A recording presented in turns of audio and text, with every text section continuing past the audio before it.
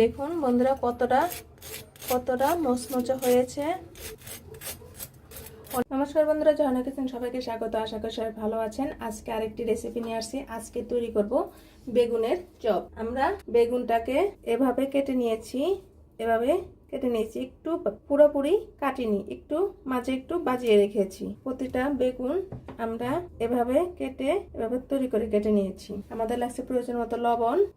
আমরা এখানে নিয়েছি আধা চা চামচের পরিমাণের চেয়ে কম চাট মশলা, আধা চা চামচের পরিমাণের চেয়ে কম ধনিয়া গুঁড়ো, এখানে আধা চা চামচ পরিমাণের মতো নিয়েছি লঙ্কার গুঁড়ো, এবং আধা চা চামচ পরিমাণের মতো নিয়েছি হলুদ গুঁড়ো, এবং আধা চা চামচ নিয়েছি আদা এবং রসুন বাটা, শিলপাটে আমরা বেটে নিয়েছি। এবং এখানে আমরা 2 চামচ পরিমাণের মতো আমরা ধনেপাতা কুচি করে নিয়েছি। আমরা এখানে বড় সাইজের একটি পেঁয়াজ কেটে কুচি করে এভাবে পাতলা পাতলা করে চিকন করে কেটে নিয়েছি। আর আমরা এখানে বড় বড় সাইজের 3টি আলু সিদ্ধ করে এবার ম্যাশ করে নিয়েছি। আমরা এখন বেগুনের চপটি তো বেসনটি গুলে নিব। আমরা এখানে ছোট একটি সাইজের বাটিতে চালের গুঁড়া নিয়েছি আধা বাটির মতো। আমরা আধা বাটির পরিমাণের মতো আমরা বেসন দিয়ে নিব। এবং আমরা আধা বাটির মতো আমরা বেসন নিয়েছি। প্রয়োজন মতো লবণ এবং আধা চা চামচের পরিমাণের মতো আমরা খাবার সোডা নিয়েছি। আমরা লঙ্কার গুঁড়ো নিয়ে নিব আধা চা চামচের পরিমাণের চেয়ে কম। হলুদের গুঁড়া নিয়ে নিব আধা চা চামচ পরিমাণের চেয়ে কম। ধনিয়ার গুঁড়ো এবং আদা রসুন পেস্ট আধা চা চামচ পরিমাণের মতো। আমরা এখন নরমাল জল দিয়ে এটাকে গুলিয়ে নিব, ভালোভাবে হাত দিয়ে মাখিয়ে নিব। আমরা নরমাল জল দিয়ে ডোটাকে ব্যাটারটা গুলিয়ে নিব। হ্যান্ড ব্লেন্ডারের সাহায্যে আমরা ব্যাটারটা গুলিয়ে নিব। আপনারা একবারে জল দিবেন না, পরিমাণ মতো অল্প অল্প করে জল দিয়ে নিব। একবারে বেশি করে জল দিয়ে দিলে ব্যাটারটা পাতলা হয়ে যাবে এবং বেগুনের চপটা ভালো হবে না।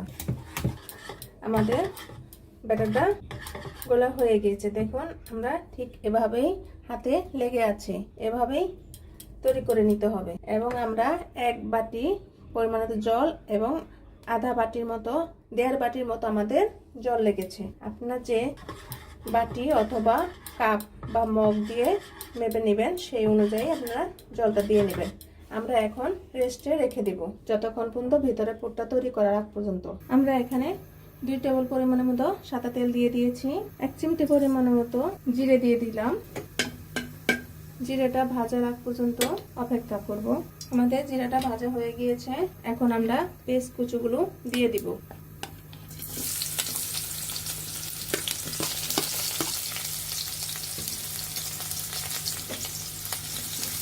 আপনারা চাইলে এখানে কাঁচা লঙ্কা কুচি করেও দিতে পারেন। ঝালটা আপনার পছন্দ অনুযায়ী দিয়ে দিবেন।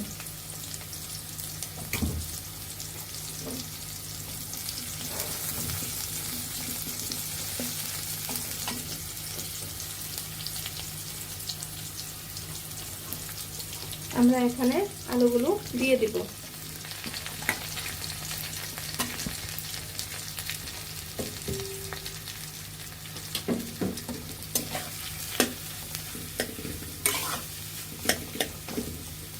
প্রয়োজন মতো লবণ। আমরা একে একে বাকি মশলাগুলো দিয়ে দিব। চাট মশলা, আমরা বেটাটা গোলার পরে যে বাকি মশলাটুকু আছে বাকিটুকু আমরা দিয়ে দিব, এবং ধনেপাতা কুচিগুলো দিয়ে দিব একসাথে।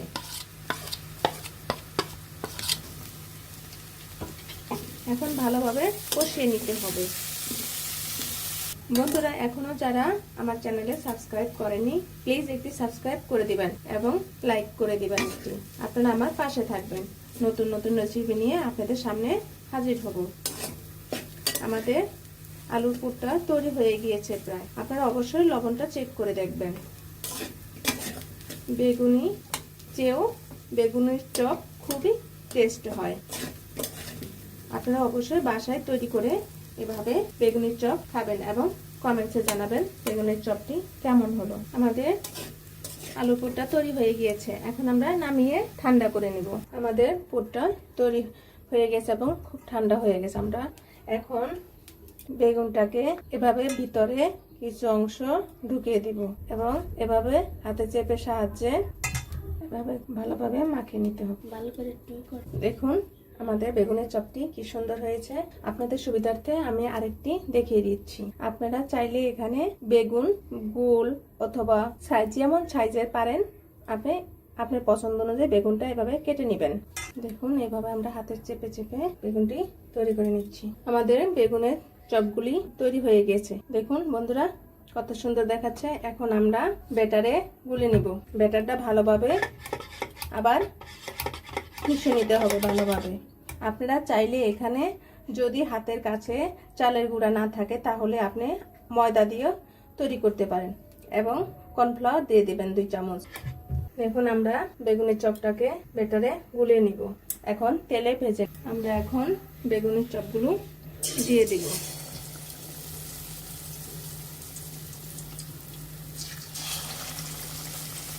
এভাবে একে একে সবগুলো বেগুনে দিয়ে দিব।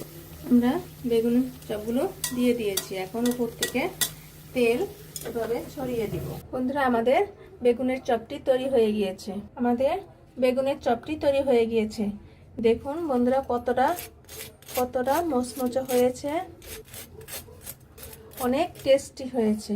আপনারা অবশ্যই বাসায় তৈরি করে খাবেন এবং ভিডিওটি কেমন হলো অবশ্যই কমেন্টে জানাবেন। ভিডিওটি দেখার জন্য ধন্যবাদ। Thank you.